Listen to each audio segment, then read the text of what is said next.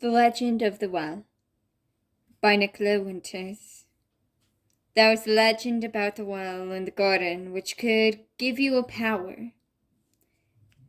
Well, I was dumb back then, and at the age of 20 I paid it a visit, foolishly tossing a silver coin in it, being greeted by a lightly glowing water spirit, holding the silver coin. She looked so young, but it was unmistakable that the legend has more to it than the well gives you powers.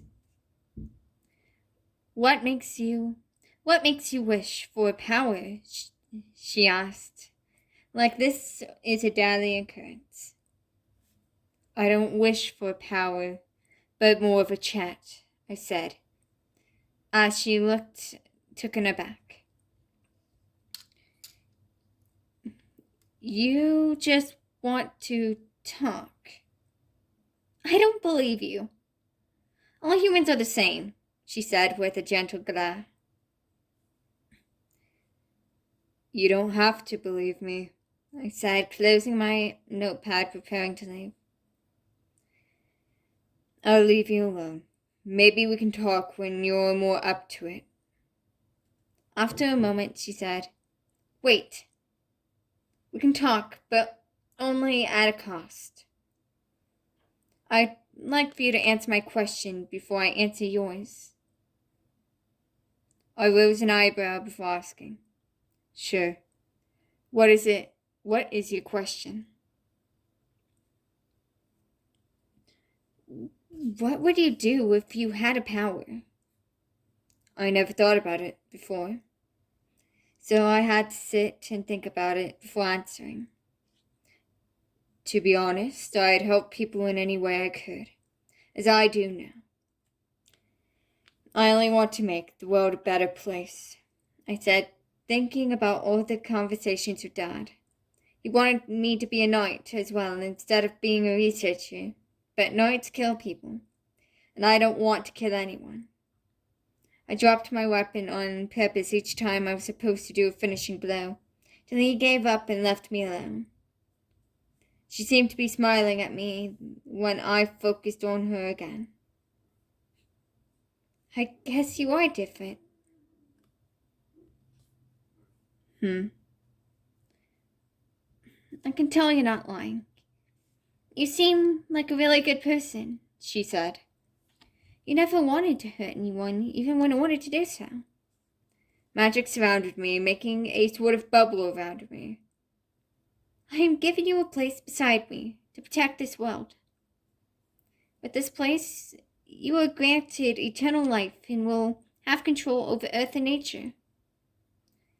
Magic sunk into me, making me feel dizzy and start to pass out, hearing her say, Rest well, Lyra. There were memories playing through my mind that weren't mine, yet it wasn't too strange. After the long meal was over, I found myself in my bed, with a wet towel on my forehead. Everything felt really warm, and I felt a bit dizzy as I sat up before I saw Lily sitting there, a bit worried. Whoa, Lua, careful. You still have a high fever, and you were out for 3 days, she said quietly. I laid down again, trying to figure out what happened, till I remembered the spirit making my head throb. Lua, please go back to sleep. I'll be back later. I have something that I have to go do, she said, standing up and leaving. Lily became a knight just as Dad wanted her to do, and her shifts ended up also correlating closely to Dad's.